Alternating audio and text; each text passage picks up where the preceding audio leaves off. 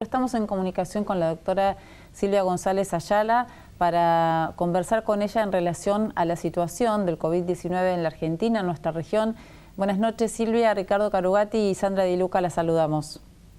¿Qué tal? Buenas noches. ¿Cómo están ustedes? Gracias por el contacto. Doctora, bueno, primero, una nueva cuarentena. A ver, una pregunta inicial a todo esto. El reporte es: crecen los casos, pero el último reporte marca un descenso en la utilización de camas de terapia intensiva. ¿Era el momento? ¿Es ahora? ¿Es necesario? Mire, en realidad la cuarentena tiene una modificación porque, mal llamado cuarentena, insisto, estamos en confinamiento social desde el 20 de marzo. El mensaje inicial el 20 de marzo fue guardarnos para preparar al sistema de salud de manera de poder brindar atención de calidad y aumentar la capacidad de atención. Esto fue logrado, se duplicó el número de camas en cuidados intensivos, que es la preocupación por la posibilidad de presentación de formas graves, si bien no es lo más frecuente, pero una persona con forma grave de COVID-19 permanecerá en varios días, en general más de una semana en la unidad de cuidados intensivos, lo cual tiene mucha importancia. Lo otro es que en ese tiempo, ¿por qué nos pasa esto? Porque en ese tiempo, en esos primeros 60 días, ¿qué nos faltó? El trabajo en territorio para cortar las cadenas de transmisión. Empezamos el confinamiento social con 150 casos, para redondear, y se empezó con el trabajo en territorio a mediados de mayo. Tuvimos definiciones muy limitadas, muy acotadas, muy limitado la accesibilidad al diagnóstico. ¿Todo eso en qué resultó? En escapes que permitieron ir aumentando la circulación del virus en la comunidad. ¿Y qué pasó? Cuando esa circulación viral en la comunidad, que es silente durante semanas, alcanza las poblaciones con necesidades básicas insatisfechas y a veces en un nivel de extrema pobreza, tenemos lo que hemos visto a través de los medios. Y el impacto enorme de esa circulación viral en esas poblaciones es hoy la situación preocupante. Lo hemos visto con nombre en distintos municipios, en distintos grupos poblacionales. Y en esos grupos poblacionales realmente es muy difícil controlar la circulación viral porque no tienen condiciones habitacionales. Entonces hay que trabajar mucho en territorio, diagnosticar tempranamente, separar a esas personas, no se pueden quedar en esos lugares donde viven. Hay que llevarlos a los lugares que se han acondicionado para que cumplan ahí el aislamiento, y esta es la manera de interrumpir las cadenas de transmisión. Realmente esta situación es muy triste, es muy dolorosa, es un retroceso importante, pero nuestra realidad, y esto lo hemos marcado desde el comienzo, nuestra realidad en densidad poblacional y en condiciones que viven millones de personas es distinto a lo que veíamos en la experiencia de China, de Europa, de los Estados Unidos. En América Latina, por esas características de población con un nivel de pobreza importante, el comportamiento es diferente. ¿Es posible aislar el AMBA del país, del resto del país, como dijo el presidente que era necesario, digamos, hacer el esfuerzo en ese sentido? El aislamiento estricto, la circulación de personas, no es posible porque hay circulación de mercaderías, por ejemplo. Necesitamos bienes, hay personas que circulan. Por otra parte, es muy triste decir que no se dio el ejemplo, porque en pleno confinamiento hubo giras oficiales Entonces hay que dar el ejemplo en guardarnos como se nos indicó, hay que dar el ejemplo en el uso del tapaboca nariz adecuado, que se estableció también tardíamente. Doctora. Entonces, ahora tenemos este llamado importante de atención por la situación que tenemos. Es un enorme esfuerzo adicional al que venían haciendo todos. Entonces, a ver si esta vez arrancamos. Es la responsabilidad individual de todos y de cada uno. Asociado un poco a esto que usted estaba diciendo recién, cargarle un poco a la gente de algún modo es responsabilizarla de algo y ponerla en un lugar casi de villano que la gente por ahí no tiene. Todos reconocen el esfuerzo que se ha hecho, ¿no? De ninguna manera. Lo que digo es que cada persona, apelo y esto lo dijimos siempre, a la responsabilidad individual, a la responsabilidad civil. El mensaje tiene que ser: me cuido yo, estoy cuidando a mi familia, porque no vuelvo a mi casa con el virus. Ese tiene que ser el mensaje, no un mensaje de miedo. Es muy triste otra vez escuchar lo mismo que escuchábamos en marzo. Se acaban las camas de terapia intensiva, no va a haber camas de terapia intensiva para atención. Ese no es el mensaje. El mensaje tiene que ser cómo nos tenemos que cuidar. No es quédate en casa. Si tengo síntomas, el más mínimo que sea, tengo que demandar asistencia. También sabemos que hubo falencias en la calidad de atención en las distintas líneas telefónicas. Sí, en el 148 nosotros reflejamos 2 denuncias, doctora, de pacientes. ¿Cómo? Nosotros reflejamos el testimonio de 2 personas que denunciaron serias falencias en la atención del 148 en cuanto al mensaje, ¿no? Que prácticamente les decían, por ejemplo, no, pero quédese en su casa porque si va al hospital lo van a entubar. Cosas así, ¿no? Y decimos 2 denuncias, o sea, 2 testimonios, porque tampoco es fácil para la gente cuando se siente mal físicamente, anímicamente, estar pidiendo ayuda a través de los medios o cuando no encuentran una contención en la línea a la que tienen que llamar o en el lugar al que se tienen que dirigir concretamente cuando tienen síntomas, ¿no?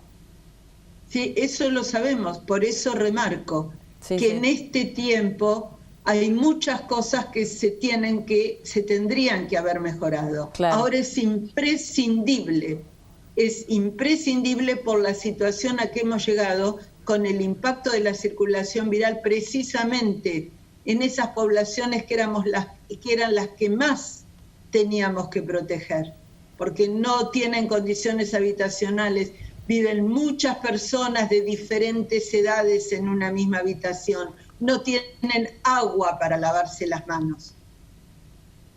Esa es la realidad en el segundo y en el tercer cordón. Lo hemos visto ejemplificado con algunos lugares, pero hay muchos más de los que vimos por la televisión.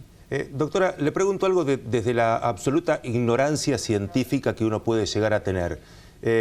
Se anuncia ahora este recrudecimiento de la cuarentena, mal llamada cuarentena como usted dice, de este confinamiento, hasta el 15 del mes próximo, aduciendo esto de que el virus circula cada 15 días de algún modo en este ciclo y ahí se puede reducir la cantidad de camas utilizadas, aunque ya está reduciéndose la cantidad de camas utilizadas antes de que comience esta nueva fase. Lo que digo es, sin hacer futurología y desde, obviamente, este desconocimiento que yo particularmente tengo de la ciencia, después del 15 esto tampoco se termina, es decir, ¿a dónde estamos volviendo después del 15? Bueno, eso no somos nosotros los que tienen el poder de decisión. Y hay que analizarlo, esto lo venimos planteando también, con absoluta objetividad, sin pasiones, sin política. Lo que estamos viendo ahora es lo que nos pasó hace 14 días. Hace 14 días. Es una foto de los contagios de hace entre 7 y 14 días. ¿Cómo vamos a estar dentro de 14 días? Es impredecible. Es impredecible, ¿por qué? porque va a depender del cumplimiento por parte de las personas, pero fundamentalmente de cómo se trabaja en territorio para interrumpir las cadenas de transmisión. Y esto lo remarco. Doctora, no es hacer villano al ciudadano. El ciudadano que asuma su responsabilidad civil, pero convengamos que hay lugares en que esto no es posible porque la realidad es agobiante. Doctora, la Organización Mundial de la Salud ha dicho en las últimas horas que teme también posibles segundas olas del virus.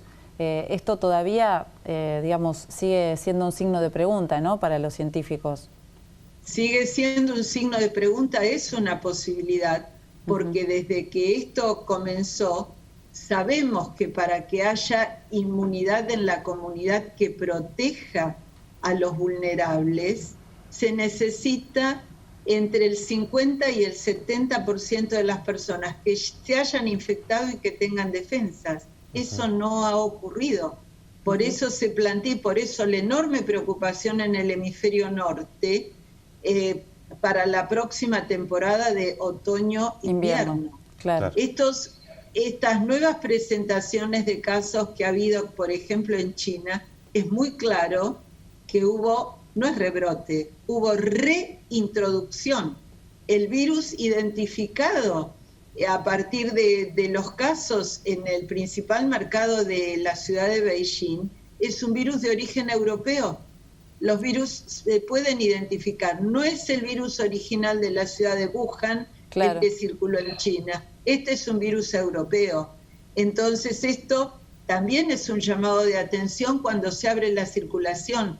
Nosotros tenemos la ventaja que deberíamos ir aprendiendo de lo que pasa en los países que nos precedieron. ¿Por qué? Porque nos precedieron en 3 meses. Miremos lo que es Europa ahora. Pero tienen que estar muy atentos. ¿Por qué? Porque siguen teniendo circulación. ¿Qué pasó con la vuelta a las escuelas en Francia? Que fue parcial porque muchos padres no mandaron a sus niños.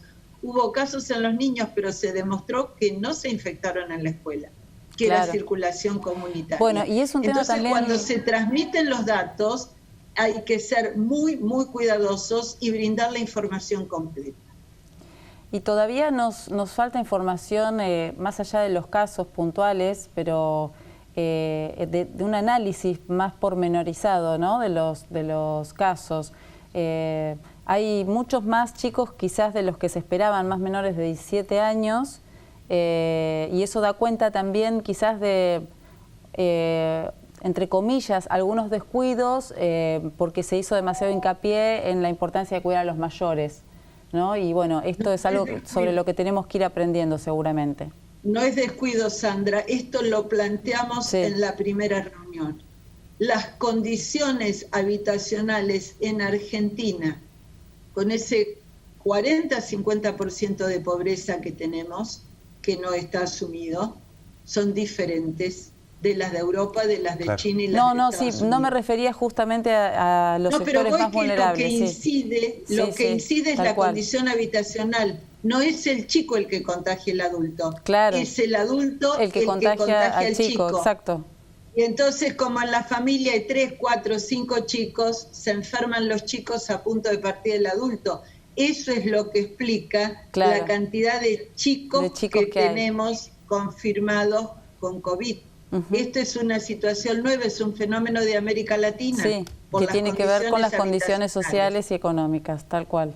Exactamente, sí, cómo viven, que es intergeneracional en una misma habitación, en un mismo ambiente que están los abuelos o los bisabuelos, porque tenemos bisabuelos muy jóvenes, y el chiquitín de meses o el recién nacido. Entonces se infectan. Doctora, yo le hago una última pregunta por mi parte, tiene que ver con la utilización del plasma para los tratamientos.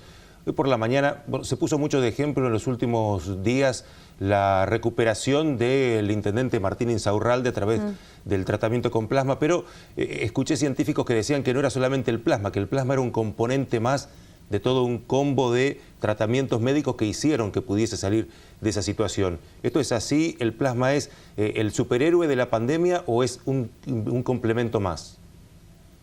Mire, el plasma puede ser el tratamiento específico para COVID-19.